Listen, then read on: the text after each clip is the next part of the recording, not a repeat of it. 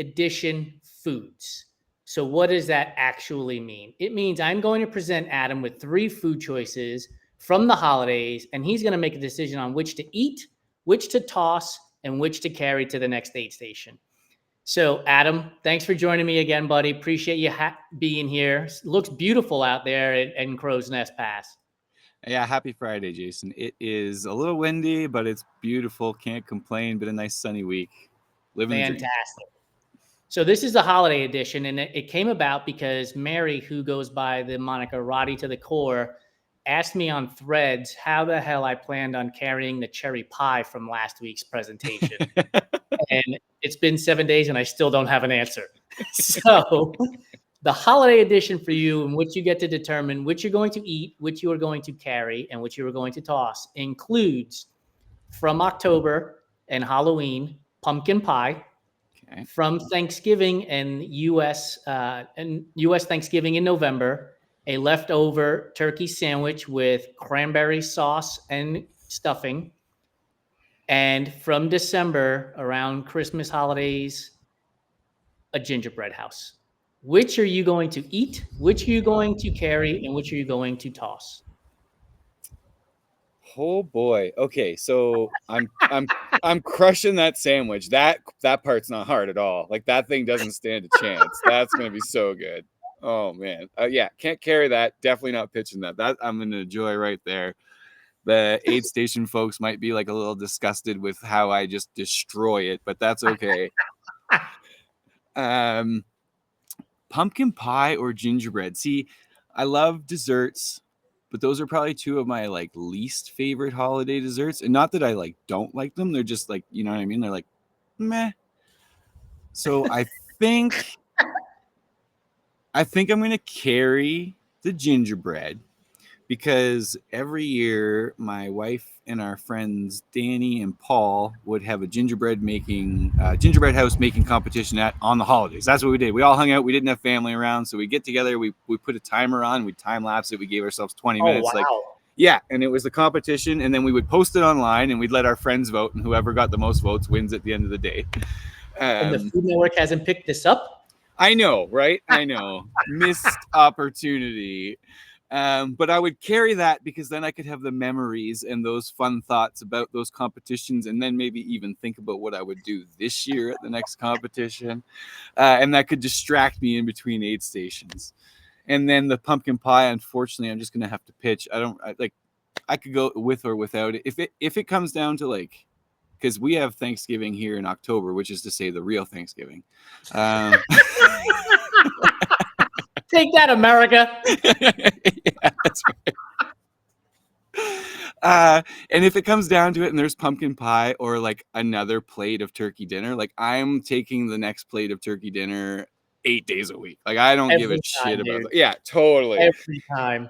And then I'm going to go sit there with like my grandpa on the couch and unbutton our pants and sit in front of the fire and pass out. Like, that's what's going to happen. All right. So 2 questions for you. You said you love desserts, holiday desserts, but gingerbread men house, and or pumpkin pie are meh. So what is at the top of the food chain for Adam Lee when it comes to holiday desserts? If I guess it's a little bit cheating, but like Easter chocolate, like good chocolate. Oh yeah, it's a holiday. It counts, right? Exactly. Yeah, I think someone came back from the dead or some shit, so I get good chocolate. Like, I don't know how it works exactly, but I'm pretty sure I get a day off and I get really good chocolate, so it works for me. And here's my other question. So, like, the tradition here in the States is on Thanksgiving Day, you eat until you basically take naps all day, but football is on in the background. So is the CFL playing in October for Canadian Thanksgiving? I think I'll answer this the way I'll answer any question about the CFL, and it's just like, who gives a shit? Canadians all across the country are dialing up past recordings of U.S. football for Canadian Thanksgiving. No, there are plenty of CFL fans up here, especially in this area.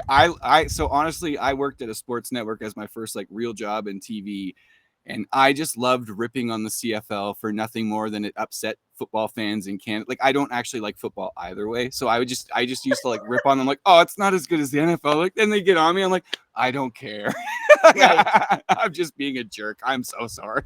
There's nothing more fun than being an asshole about something you don't give a shit about. It's just carte blanche, right? Like, oh yeah, how many rouges were in that game? You know, did you bet the over or the under? Like, I thought the ball was round. I thought this was football. What are we doing here? yeah, our balls are bigger. I remember that was a slogan at some point too.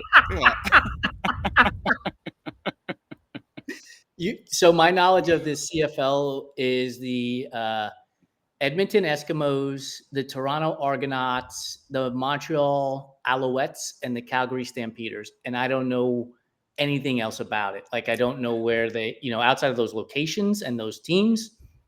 There's a Grey Cup. I believe that's the championship. That is, and we've gotten with the times a little bit. So Edmonton is now, I believe, the Edmonton football team. I Okay. actually, you know what? I'm probably wrong on that. They probably gave them a new nickname. I don't know, but I know it's no longer the Eskimos. It's got to be in line with the Oilers, right? It has to be. Like, I don't know. I'm already over my depth. I can't, I've ripped on the CFL. I don't know the team names. Like, if anyone's actually listening in Canada, they hate me, so I should just shut up. They're ready to tar and feather you out there. So I will answer the question as well. You got to turn it around. I agree with you on everything, but my rationale is this: I can't stand pumpkin pie. Like, that's just never going to be a thing that I eat. So the minute it was handed over, I would just either hand it back to the volunteer or throw it in the garbage or whatever. The turkey sandwich I would have to smash. I've gone plant-based, but the leftover turkey sandwich is still the best, especially if you take the stuffing and you pan fry it so it gets a crust on it. Then you add the turkey, then you add the cranberry, and then you just have this amazing sandwich that's just spilling everywhere all over your face. Yeah. And because I listened to Mary's question in my head all week long, the gingerbread house, I would crumble down into pieces so I could put it in my vest and carry it that way, and then just pull it out as a little bit of snacks as I needed them to get to the next aid station versus trying to carry it like the baked beans.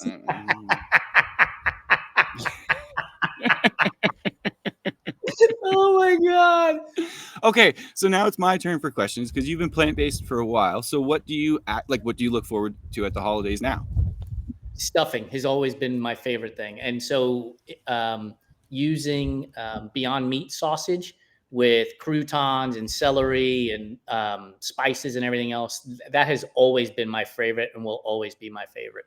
When we lived in Phoenix, there was a restaurant called Green, and you could place an order for pickup, and they would do a total vegan Thanksgiving dinner. It was amazing. So they actually had like a plant-based turkey substitute. They had cranberry sauce. They had like a mushroom gravy. They had stuffing, and then the best thing ever that was a pecan pie. That, like, to your point, thankfully it wasn't a full like spread for like 16 people. It was just for Lori and I, so we had enough to in our stomachs to eat the pecan pie because it was so damn good.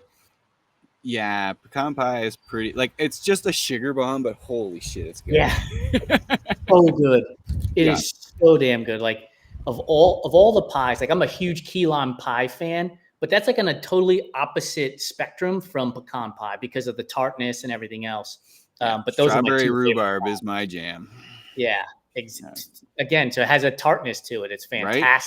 Yep. Can't go wrong. Cannot go wrong. And you get like the memories, like my grandmother would like dip fucking rhubarb in sugar and eat that. You know what I mean? Like, you're like, all right, a vessel to eat sugar as a kid sounds good to me. I like rhubarb, I guess. Like, dentists all across the area are like, keep doing that. Yeah, exactly. This is my same grandmother. It's my grandma on my mom's side. She would eat strawberry jam, like her own homemade stuff, like preserve or whatever. But she just eat it straight from the jar with a spoon. That's awesome. Yeah. Hey, dude. So before I let you go, big announcement for you coming up on Monday. You and Chantel have a new show coming out. Let the people know what it is and what it's about. Thanks, Jason. Yeah, Chantal Erickson and I are super excited to be co-hosting a show once a month called The Long Run. We're going to do 6 episodes together and see how it goes Monday. And we're already having a great time. But Monday is our first episode that we actually get to release with a great guest from Alberta as well. His name's Terrence Crosschild.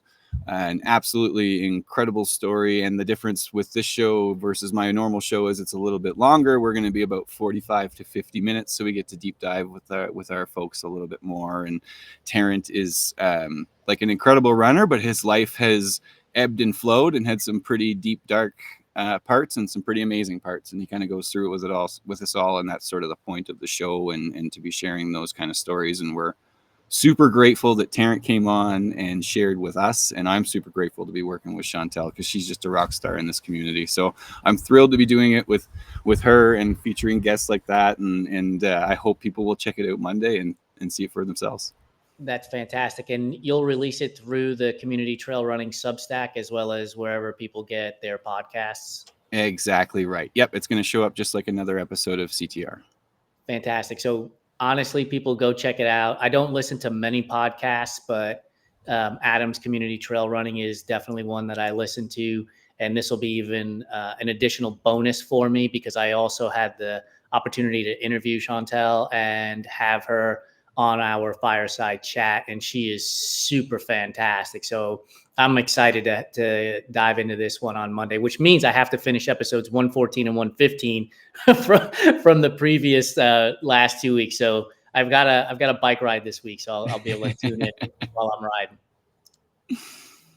All right, dude. Thank you so much for your time again. And again, folks, Food Fight Friday at the aid station. Let us know in the comments which of these 3 you would eat, toss, or carry. The choices were pumpkin pie, gingerbread house, or leftover turkey sandwich. We'll see you in a couple of weeks on the next Food Fight Friday at the aid station. Have a great weekend, dude. You too, Jake. Thanks, Jason.